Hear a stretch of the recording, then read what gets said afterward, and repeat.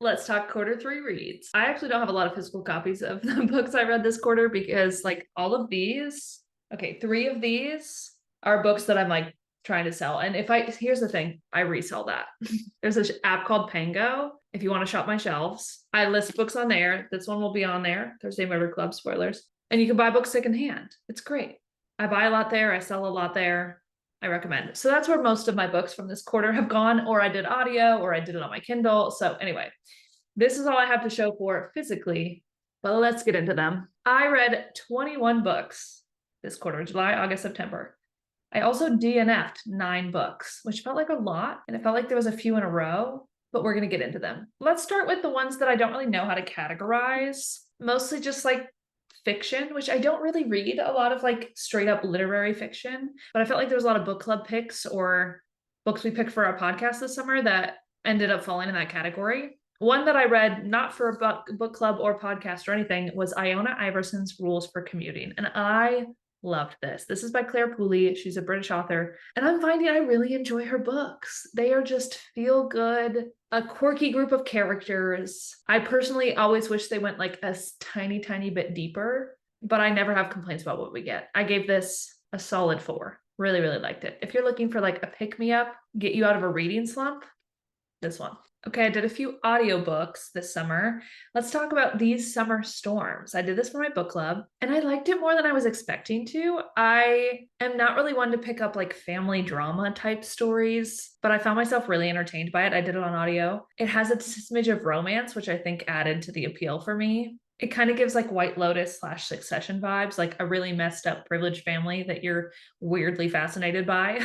I would definitely watch it as a TV show. There was like a little bit of spice that I was not expecting, which apparently this author is known for her like spicy historical romances. I had no idea. I wanted a little bit more secrets and lies and mystery. All the kind of plot twists were a little bit underwhelming, but I was entertained. I give it a solid 3.5. Also in that range, at a 3.25, I did Atmosphere on audiobook. The audiobook was good. I was skeptical going into this because I'm not a big Taylor Jenkins Reid fan, to be totally honest. Her books are just fine to me. But we did this for the podcast, and I have such mixed feelings because I felt like, if you've read it, it's written in 2 timelines. We've got like this main event happening in 1984, and then all of the chapters before that, and it flashes back and forth. I felt like the 1984 chapters were really compelling, really gripping, and had great writing, but the rest, like the writing was really inconsistent for me. The characters were a little bit too perfect. I really needed our main character, Joan, to have some flaws. I loved Joan's relationship with her niece, Frances. I thought that was a really strong point of the book, but the romance felt a little cheesy. I wanted more from the side characters. Thinking back, I'd probably lean towards more of like a 3 right in the middle, but I'm giving it a 3.25 because it did keep my interest just that bit, but it didn't blow me out of the water. Another 3 mid-range book for me was The Magnolia Palace by Fiona Davis. This was a good audiobook. I've read another one by her before for book club a couple years ago, and I found myself entertained, but at the end I was kind of like, that was kind of silly, or like there was things that I was like, that's a bit far-fetched, and I felt the same about this one, but I kind of knew that going in, so I felt like my expectations were in the right place of, I'm gonna have to suspend a little bit of disbelief, and I'm okay with it. I listened to it in a couple days on audio, which is probably the only reason I got through the book. It was fine. A 3. Speaking of 3s, I also gave the Hotel Nantucket a 3. Now, Kendra and I, for our podcast, really wanted a fun summer Elin Hilderbrand, and this is like one of her top most popular reads, so we were like, that's the one, we should read it. And for me with Elin Hilderbrand, I never quite know what to expect because some of her books lean a little bit more mystery, some of them lean a little bit more drama, some have a little bit more romance, so I never really know what I'm getting going into it. And Hotel Nantucket for me just fell flat in some places. I liked the story, I liked the hotel and all the people, but like, I know she's capable of writing better characters. And for me, it just felt like there were way too many and way too shallow, that you could have benefited from cutting some and really like honing in on the stronger characters. I described it in our podcast episode as like when you're at a social event where like a family member you kind of know is telling you a story about people that you don't know, and you're like kind of entertained, but you also kind of want out of the conversation. That's how I felt listening to this audiobook. The plot was all over the place. I didn't really care enough about anybody. I wouldn't recommend. I gave it a 3. Middle of the road. Okay, another audiobook that I enjoyed for book club was The Other Side of Now by Paige Harbison. I believe this is a debut and I'm impressed. It's what they call like a sliding door story, where essentially the premise is like, if you had a chance and you like woke up in a different timeline version of your life, like what would you do differently? Or like, would you choose to live that version of your life versus the existing version of your life or whatever? And I liked it a lot. It was sweet. It had a touch of romance. I liked the ending. It was great on audio. The author narrates it herself and she has a great Irish accent. I would recommend it. I gave it a 3.75.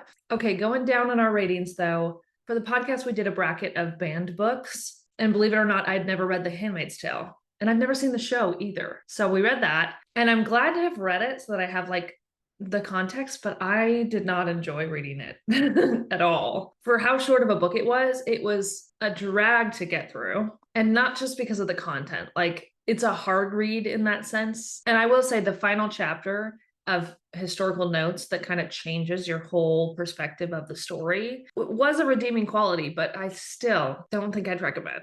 I gave it like a 2.5, which I hate to do that to a classic, but sorry. Okay, and then even lower than that, at a 2, we have Popular The Thursday Murder Club by Richard Osman. This is the first of like a series of these kind of cozy murder mystery books. It just came out as a movie. I did also watch the movie and they made some plot changes in the movie that were a bit more concise, but were also kind of weird. They made some character changes that I was like, huh? I didn't like reading this. I thought it was made cute and quirky and fun. And like, I know that that's what they were going for, but I didn't connect with the characters. The plot was hard to follow. It was a mess. And the perspective changes between all the different characters we had were really clunky. I struggled with the writing on those. Apparently the rest of the series gets better, but like, I don't really care.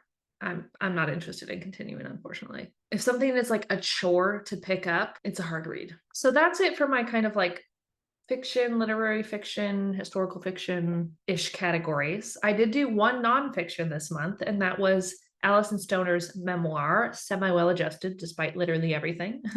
I love the title. It was great hearing about her life. Check the trigger warnings because there's some heavy stuff in there. I don't really rate nonfiction because it's such a broad category. Like sometimes it's self-help, sometimes it's a memoir, sometimes like I don't really know how to rate nonfiction, so I typically don't. I'd maybe give it like a 3. I don't know. It was fine. It wasn't my favorite memoir ever, but like I'm glad I read it. Let's talk about fantasy. I had some good fantasy reads this quarter. Let's start out with the lowest, and that is The Rose Bargain by Sasha Peyton Smith. This was pitched to me as The Selection meets Bridgerton, but with Fae. Sign me up with that description. However, this is a case of like amazing idea, not so amazing execution. Something just felt off about everything as I read it. The pace, the plot, the characters, the world building, even the romance. There was like some fun twists and turns at the end, but I believe there's like, this is gonna be maybe a trilogy, maybe a duology. There's gonna be a couple more books, but I was like, I don't want to continue. Really, really great concept, but didn't hit the mark, unfortunately. 2.5. Another book that didn't quite hit the mark for me was A Curse Carved in Blood by Danielle L. Jensen. So this is the second book in the duology. I read A Fate Inked in Blood last quarter, and I was diving right into this one. It was like right on the cusp of quarter 2 and quarter 3, and I was like, I'll save my thoughts for the next video. I almost DNF'd this, to be honest. I had a lot of hope going in. I really wanted to see where our characters were going to go. And the second half of this book was pretty action-packed, but the first half was such a drag. We wasted so much time in this book with the female main character just being angry and not actually character developing, that then the resolution felt way too rushed. There was a little bit of a plot twist in the middle that like made me want to read the second half, but overall, it was a letdown, and overall, I wouldn't recommend the duology, which is such a bummer because I love the Bridge Kingdom series by this author. Go read all of those immediately, but not this one. Okay, let's keep going up. I read In the Veins of the Drowning. This is a popular one going around Book Talk right now. It is a like siren fantasy, which I'd never actually read a siren story. And I saw some complaints that like this isn't the best of siren stories, but honestly, I don't have much to compare it to. I did want more of an explanation about their kind, about the world. I feel like it was so action-packed, and so it held my attention throughout the story, but it never really stopped to like answer the questions that I had. So I ended the story still confused. Unfortunately, with the romance part of this book, excellent tension leading up to them actually getting together. Once they got together, I lost interest. They both are lacking in character development. I think this is gonna be a duology, so I might read the second book. I have no idea when it's coming out. But like, we have some work to do. I did give it a 3.5 because I found myself entertained. I flew through it, but I have some qualms. Getting into the 4 and above territory, I read a standalone that's been on my TBR forever. It's been in my Kindle library for who knows how long, years, truthfully. I don't know what stopped me from reading it, but I just never picked it up. And finally I got around to it. It's called Swordsworth with Thorns by Margaret Rogerson. And it was so good. It's a YA standalone. The writing was beautiful. The world building was captivating. The characters were awesome. Like it nearly had the whole package. I would have read several more in this series. Unfortunately, there's not anymore, but like I ate it up. Solid 4-star read. Another solid 4-star read that we did for the podcast is Shield of Sparrows by Devney Perry. Now, this is another very popular fantasy read right now that I went into skeptically, because when something's popular on Book Talk, not always great. Not always great. Talk about unique world building. This author is known for her small town romances. This is her fantasy debut, and I'm impressed. I haven't read her romances, but like the plot and the world building were excellent. Locations and monsters, all very immersive. And there's a plot twist that has me hooked for book 2. I will continue. Now, jumping up a level from all of those, we have The Night and the Moth. This, easily one of my favorite fantasy reads of the year. Rachel Gillig just does it different. She does. If you haven't read One Dark Window, this duology, I highly recommend. Same author. Again, incredibly creative world building, beautiful, beautiful writing, magical, haunting, gothic fantasy. So a little on the darker side. The slow burn, delicious. Bartholomew, if you know, you know. I finished this book and just wanted to give it a hug. It is book 1 of a duology, and I need the second book immediately. This is like the tiniest. I can't even tell you why it's not a 5-star. It's like 4.95. I give it a 4.75. I have no complaints. It's beautiful. It's wonderful. Read it immediately. So good. Okay, let's talk about some fantasy DNFs really quick before we get into our romance and then our romance DNFs. Another very popular book talk read right now is Metal Slinger. I could not get into this one. The writing is bad. There's typos. That's like immediate red flag. Multiple typos. The world building is bad. The dialogue is cringy. I read maybe the first half and then like skipped to read whatever the plot twist was, and it didn't make sense. So take this one off your TBR. You're not missing out. Okay, another DNF that I was really kind of bummed about because I was really looking forward to it. I opened the first couple pages of this and I was like, ooh, I am so intrigued. It's a fantasy world based a little bit on like a fictional zodiac, but then they didn't really explain the world building like at all. I made it like a quarter in, but it felt like it was gonna feel very typical tropey, and it wasn't grabbing my attention. I didn't feel invested in the characters. I didn't really care to see where it was going. Again, great concept, poor execution. So that's it for fantasy for this quarter. Let's talk about my romance DNFs, and then we'll talk about my romance reads. Romance DNFs. You ever heard of this book? It's called Pickleballers. I'm a pickleball person. I love pickleball, so I thought this could be cheesy and fun and silly. And I had low expectations for it. Like, it's called Pickleballers. Like, how serious can it be? But it was bad. It was even worse than I thought. Every single sentence is like millennial cringe. There are way too many pickleball like puns and references, like every single sentence. Like maybe just say a normal sentence. They were all these like made up pickle phrases. Like she would add pickle to a word to make it like a pickleball word. I would watch it as a dumb Lifetime movie, but I could not bring myself to read any more seconds of it. Another one that I also did not get very far into is Meet Me at the Lake by Carly Fortune. This cover is beautiful. I've had it on my shelf for a while. I wanted to read it this summer. I took it to my family's lake cabin and was like, this is the perfect environment to read this book. And I made it about 40 pages. Carly Fortune has a problem of writing cheating or emotional cheating into her stories, and it's become like a pattern. Let's not do that. I won't be reading it. It's simply not necessary, and it's a quick way for me to DNF a book. 3 other DNFs that I'm calling soft DNFs. Like I haven't totally given up on these books, but I started them and went, no. I don't really have a solid reason.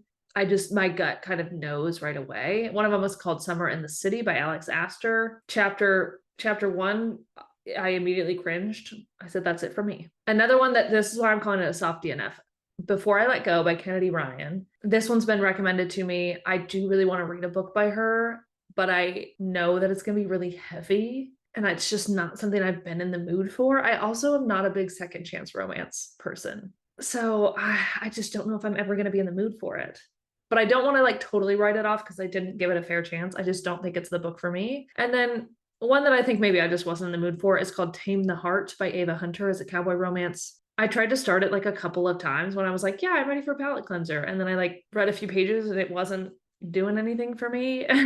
Again, maybe it's me and my mood reading, but maybe I'll come back to it in a couple years. Okay, 2 more DNFs. These are more intentional. One that I've been seeing everywhere this summer was Promise Me Sunshine by Cara Bastone. I haven't read any by her, but people rave about it. I knew it was going to be a little bit heavy, so I prepared mentally for it. And I like my books to have a side of like heaviness, to have a side of grief, or to have hard things that characters are working through, but something felt really off about this one. Both main characters really bothered me. I get it's probably meant to be a slow burn, but I just didn't care. Picking it up felt like a chore. I made it maybe 20% and I just was not vibing with the book. I'm so sorry. Okay, lastly, I'm sensing a theme with these like kind of heavier reads. This is a heavy one that I was not expecting it to be heavy, and that was Frederick Backman's new release, My Friends. I did this on audiobook, and what I love about Frederick Backman books typically is they have a really nice balance of heaviness and sadness. I tend to shed a tear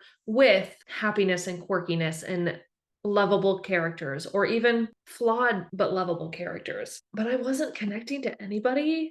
I got it maybe 30%, and it just felt like it was missing the typical Backman spark for me. A lot of the storytelling is told in these kind of childhood flashbacks, but then they would repeat themselves in the present day. And I was just struggling with it. And Louisa, one of our main characters, felt really odd to me, and not in an endearing way. I'm really bummed about that one. I've yet to DNF a Frederick Backman book, so I was surprised, but I couldn't make it through that one. Okay, let's end this on a high note. I've got 5 romances that I did finish this quarter, which feels kind of low for me. Romance is one of my top genres, but not this quarter. Let's start with 2 bad ones. I'm talking bad ones, and then we got 3 good ones. Bad was a book called Protecting You. It was less than 200 pages, otherwise I would not have finished it, but this was like the most insane romance book I've ever read. I wasn't expecting a lot from it. Less than 200 pages. I'm not expecting crazy character growth or depth.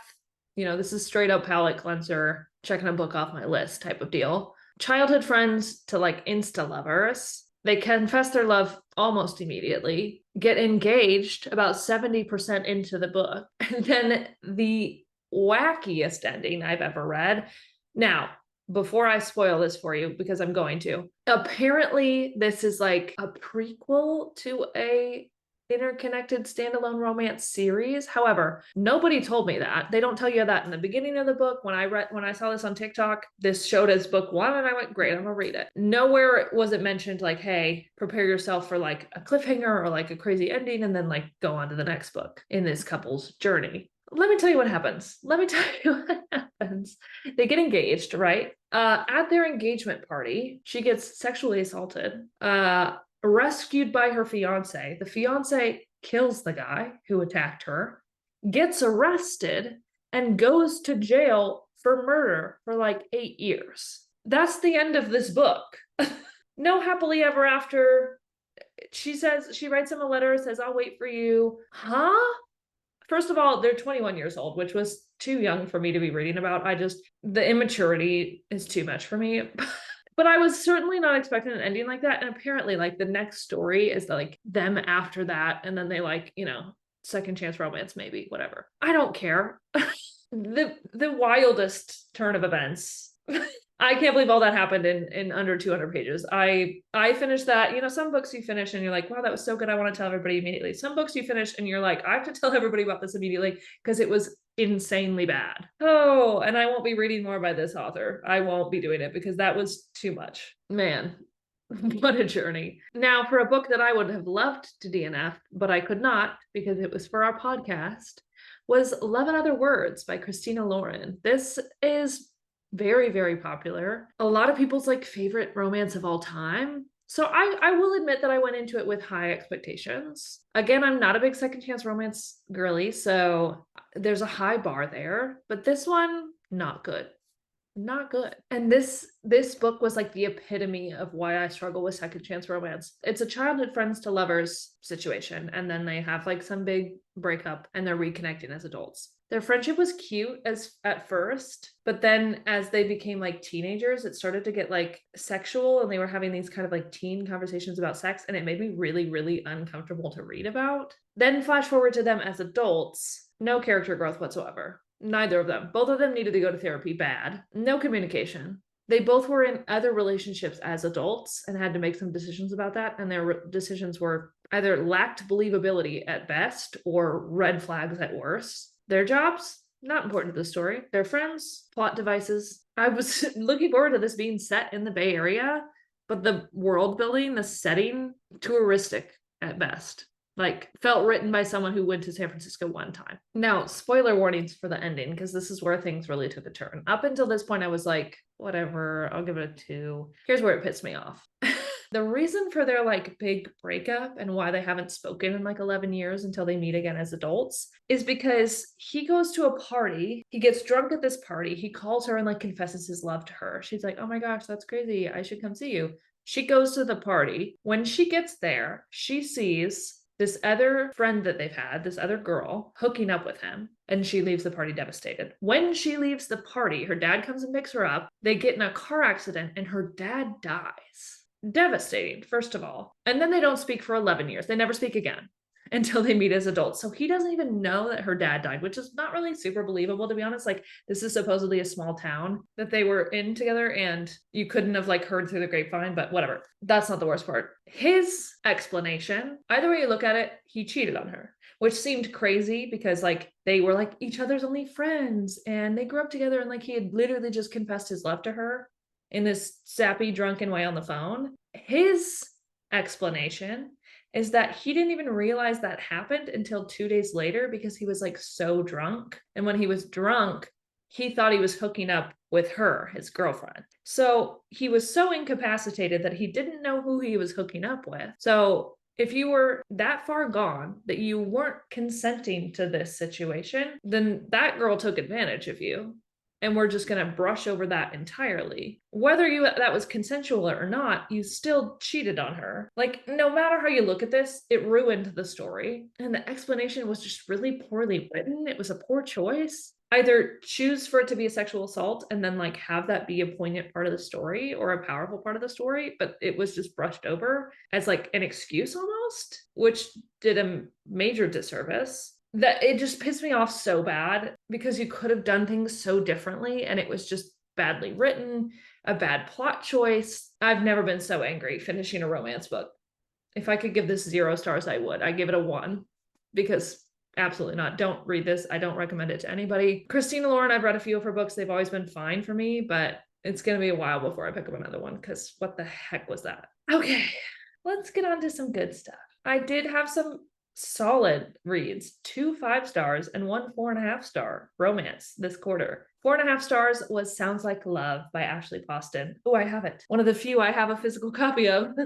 Yay! I love this author. 7 Year Slip is one of my favorite romance books of all time. Maybe my favorite. But her other ones haven't quite hit the same for me. Dead Romantics and A Novel Love Story were fine. So I was a little bit nervous going into this. Her stories always have a little touch of magicalness in them, a touch of magic, a touch of magical realism, whatever you want to call it. This one is music themed, and this was Ashley Poston as I know and love her. Like, she's back, in my opinion. It's magical, it's cozy, it's heartwarming, it's beautiful, it's homey, it's tender, it's lyrical. Like, the writing is just beautiful. And if you're a music lover, this one's for you. And I recommend going onto wherever you listen to streaming services after and finding someone who puts a playlist together, because all of the chapter titles are a song title, a real life song title, and someone put together a playlist of all the chapter title songs, and just listening to it just makes you feel good. I recommend this one and 7 Year Slip. Pass on the others. Okay, and then for my 5-star reads, both of these were like unexpected 5-star reads. One is by an author who I'd never read before, Sophie Cousens, and it's called Is She Really Going Out With Him? I don't really like the title of this. I think it's a little bit misleading. The cover's really cute. I called it like a soft 5-star. Like, it didn't really give me that 5-star feeling, but I was like, got done with it, I was like, wait, I really like it and I don't have any complaints. Again, kind of like Night and the Moth, like a 4.95 if I could. It's a little bit of a mix of romance with like personal growth, personal development. I really loved watching our main character grow and evolve throughout the story. She had a lot of like self-confidence stuff to get through. Her and Will, our main male character's chemistry, sizzling. Thoughtfulness was so heartwarming. It feels like the kind of book I will reread and enjoy in different stages of life. Like I want to reread it, and like every time I read it, I'll have a different perspective, if that makes sense. So I'm really looking forward to reading more from this author. Okay, and then lastly, another 5-star from this quarter that I was surprised by is called Left of Forever by Tara DeWitt. Tara DeWitt, again, for me, has been like a just fine author. Maybe 3.5 is what my typical rating for her books are. This is a standalone, but it's part of an interconnected standalone romance series. So this is book 2. I recommend reading book 1, which is Savor It. I read it last quarter to kind of have the full effect of this story. Savor It was fine. I think I gave it a 3.5. It wasn't like life-changing, but I liked it. But Left of Forever was next level. And this is a second chance romance that's actually hit the mark for me. There's only been like 2 or 3 that really do it for me. This one sets the bar. This one had me crying on public transportation, which is how it gets a 5-star. Like if you have me doing that, yeah, you're gonna get 5 stars out of me. The character growth, the yearning, the family, it was so precious. And I want more stories in this little town she's created. I think there's gonna be one more in the series. I can't wait to read it. Highly recommend. All right. So that was my quarter 3 reads. Some great, some not so great. Headed into our last quarter of the year. I want some more 5 stars. We'll see. If you want more discussion on some of these, check out my podcast, Bookish with 2 Ks. It's me and my friend Kendra. We talk about 2 books a month, and you can help vote for the next ones. All my reviews are on Fable and Goodreads. And yeah, that's about it. Catch you next time.